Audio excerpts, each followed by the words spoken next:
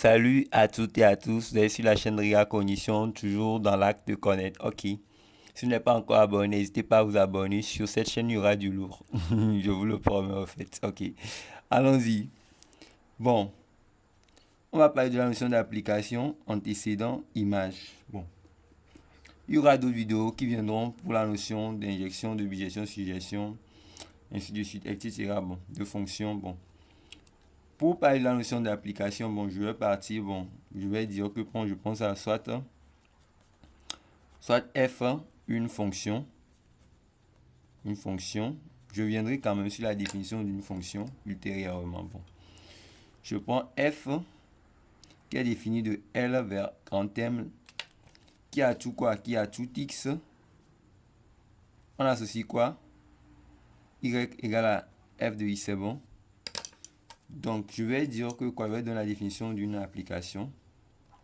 Bon. F est une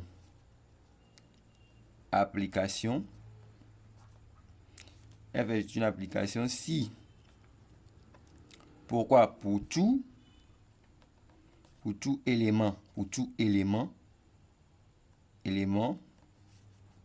je prends x élément de L, quoi, pour tout élément, c'est-à-dire on prend chaque x élément de L, possède une image unique, f de x appartenant à grand M, c'est bon. Je vais vous expliquer. Quand on parle d'image,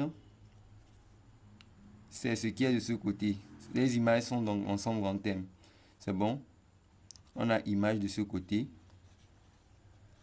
Qui ça bien comment? C'est image écrit ici. Et ici, donc c'est ici on a les antécédents. Je vais vous donner quelques définitions quand même. On a les antécédents, c'est bon. Tout ce qui est dans L sont des antécédents. Tout ce qui est dans M sont des images.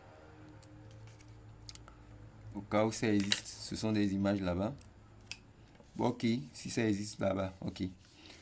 Bon, j'ai dit ce que c'est qu'une application. Bon, je vais l'écrire de manière formelle. Bon, je vais l'écrire de manière formelle en même temps, non. Bon, je vais évoluer dans ce que je vous ai expliqué tout de suite. Bon, je vais expliquer ça là d'abord. Tout élément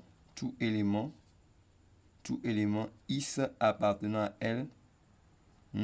Pourquoi? Pour, je vais écrire lequel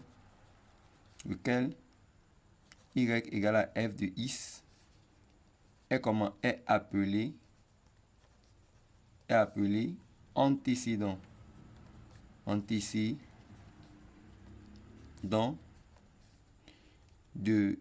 quoi? De y par f, c'est bon? C'est ça. Donc c'est ça je disais. X éléments de L, ce sont des antécédents de y par f, c'est bon? Antécédent, c'est ça. De y par la fonction bien par f, c'est bon? Et maintenant, ce qu'il faut savoir, c'est que quoi? Y égale à f de x. C'est un jeu. Y égale à f de x est l'image. De quoi? De x par. Ça se pose. Vous devez comprendre ça facilement. Puisque je vous ai expliqué que quoi? Que ici, c'est l'image.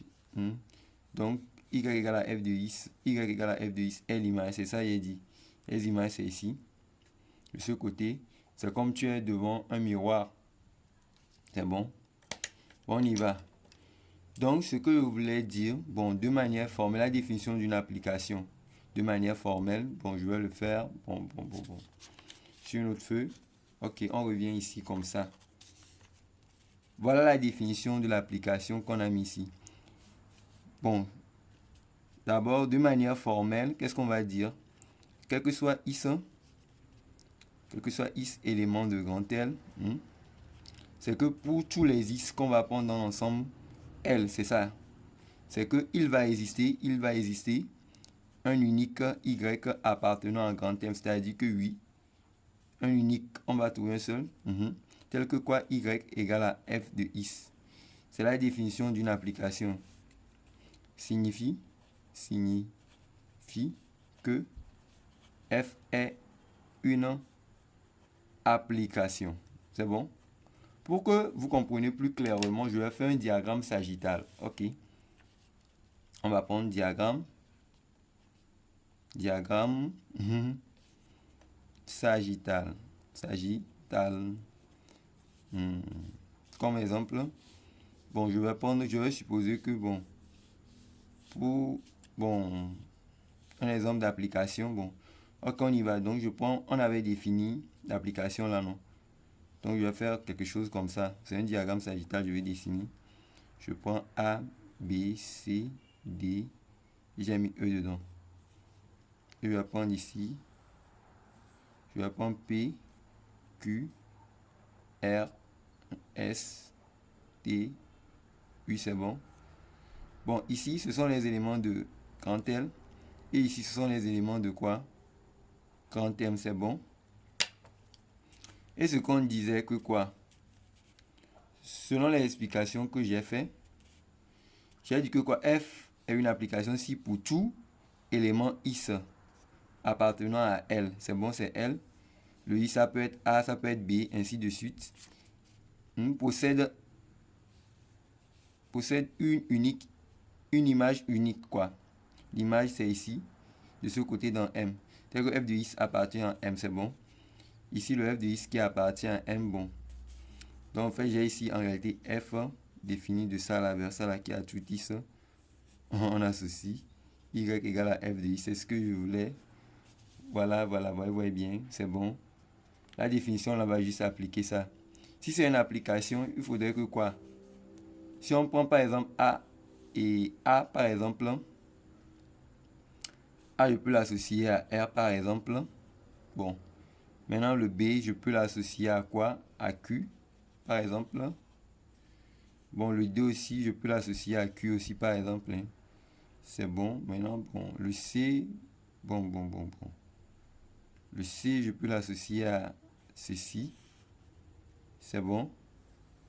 Le E, je peux l'associer à U. C'est bon. Bon, on peut le faire comme ça. Et là, ça reste. C'est que tout élément de L, il a forcément un unique, c'est-à-dire il existe un unique Y appartenant à grand M. C'est que, bien sûr, j'ai pris par exemple B et D, leur unique image, c'est le Q. C'est bon? C'est juste que ça renvoie sur un unique. C'est comme si, pour que ça soit une application, il ne faudrait pas que le A va envoyer sur le R et A va encore envoyer sur le U. Vous avez vu? Donc, dans ce cas, on n'a pas une application. Il faudrait que chaque élément de l'ensemble de départ va avoir comment un unique image, va posséder une unique image dans l'ensemble d'arrivée. Donc, de manière comme ça, je sais que tout le monde a vraiment compris la définition d'une application avec tout ce que j'ai dit. Donc, pour définir une application, quel que soit X élément de l'ensemble de départ, il existe un unique Y appartenant à l'ensemble d'arrivée, tel que le Y égale à, bon, F de X, si c'est F qui est l'application, si c'est peut-être G qui est l'application, le Y serait égal à G de X. C'est bon. Dans mon cas ici, c'est ça que j'ai défini ici, parce que c'est F, j'ai pris ici. C'est clair? Donc, à la prochaine pour une autre notion mathématique. Vous êtes sur la chaîne de Riga Cognition, toujours dans l'acte de connaître. Ok?